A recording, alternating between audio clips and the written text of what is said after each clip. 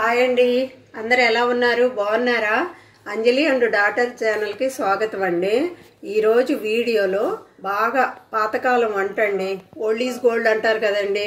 అలానే అప్పటి రోజుల్లో మన వాళ్ళు ఎంతో ఇష్టంగా చేసుకొని ఆ రుచిని ఆస్వాదించేవాళ్ళండి.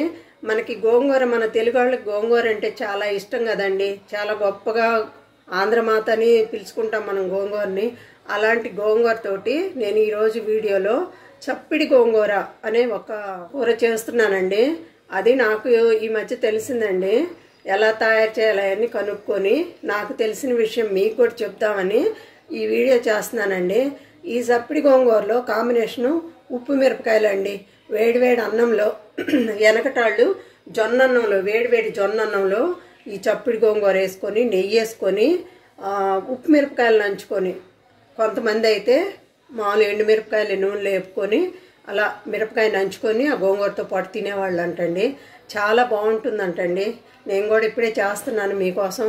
మీరు కూడా చూసి మీకు నచ్చితే మీరు కూడా నేను ఎలా తయారు చేశానో చూసి మీరు కూడా అలానే తయారు చేసుకొని ఆ వెనకట రుచిని మీరు కూడా ఆస్వాదించాలని కోరుకుంటున్నాను. ఇప్పుడు చప్పిడి గోంగూర తయారు చేయడానికి కావాల్సిన ఐటమ్స్ చూద్దామండి.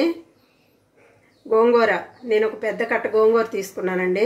గోంగూర, తర్వాత 2 ఎండుమిర్చి, తాలింపు గింజలు, కల్లుప్పు, 3 స్పూన్ల ఆయిల్ అండి. ఇదిగోండి గోంగూర ఇలా శుభ్రంగా ఒక 4-5 సార్లు శుభ్రంగా ఇలా కడిగానండి. ఈ కడిగిన గోంగూర ఇలా మనం ప్రెషర్ కుక్కర్లో పెట్టుకోవాలండి. ఇలా కుక్కర్లో పెట్టుకున్నాక ఒక 1/2 గ్లాసు వాటర్ వేద్దాము.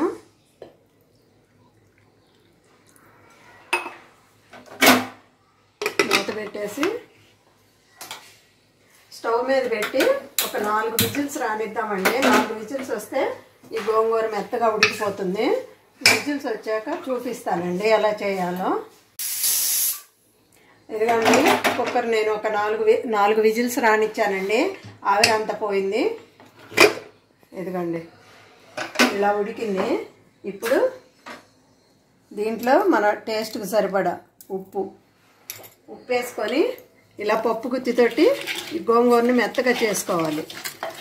గోంగూర వారానికి ఒకసారైనా తింటే మనకి ఐరన్ ఉంటుంది కదండి. గోంగూరలో హెల్త్కి చాలా మంచిదండి. ఆకుకూరలు డైలీ ఏదో ఒక రూపైనా రోజుకో రకం ఆకుకూర తింటే మనకి హెల్త్కి చాలా బాగుంటుందండి. ఎందుకండి ఇలా మెత్తగా అయిన గోంగూరని ఇప్పుడు నేను తాలింపు పెట్టి చూపిస్తానండి.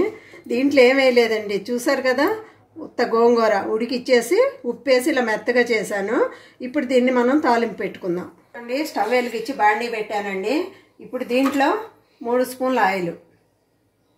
ఇదిగోండి ఆయిల్ వేడెక్కింది. ఇప్పుడు తాలింపు గింజలు వేసుకుందామండి. తర్వాత ఇలా 2 ఎండుమిర్చి ఇలా తుంచేసి వేసుకున్నాము. ఈ తాలింపు గింజలు మిరపకాయలు వేగాయండి. ఇప్పుడు కరివేపాకు వేసుకున్నాము. తాలింపు వేగిందండి. ఇప్పుడు ఈ ఉడికిచ్చిన గోంగూర ఇలా తాలింపు వేసుకున్నాము. ఇలా తాలింపులు వేసుకొని ఒక్క 1/2 నిమిషం ఇలా ఆయిల్లో మగ్గనిద్దామండి.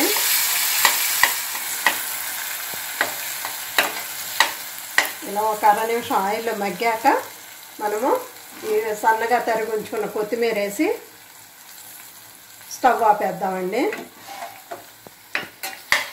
ఇదిగో చూడండి, ఎంతో రుచికరమైన వెనకటి చప్పిడి గోంగూర ఎలా తయారు చేశారో చూసారు కదండి. ఇదిగోండి గోంగూర తయారైపోయింది. ఇదిగోండి గోంగూర తయారు చేయడం అయిపోయింది కదండి. దానికి కాంబినేషన్ ఉప్పు మిరపకాయలు చెప్పాను కదండి. ఉప్పు మిరపకాయలు ఇవి నేను ఇంట్లో పెట్టుకున్నానండి.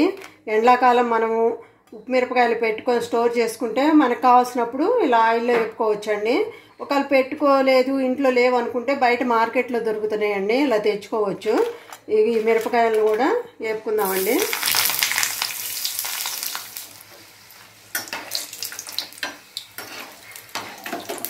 ఇదిగోండి ఉప్పు మిరపకాయలు వేగిపోయాయి. ఇదిగోండి చప్పటి గోంగూర తయారైపోయిందండి. దాంట్లో కాంబినేషను ఉప్పు మిరపకాయలు వేపానండి. ఇంకెందుకండి ఆలస్యం, మీరు కూడా ఇలా తయారు చేసుకొని వేడివేడిగా అన్నం వండుకొని గోంగూర కలుపుకొని నెయ్యి వేసుకొని గోంగూర కలుపుకొని ఉప్పు మిరపకాయలు నంచుకొని చక్కగా ఉంచేసేయండి.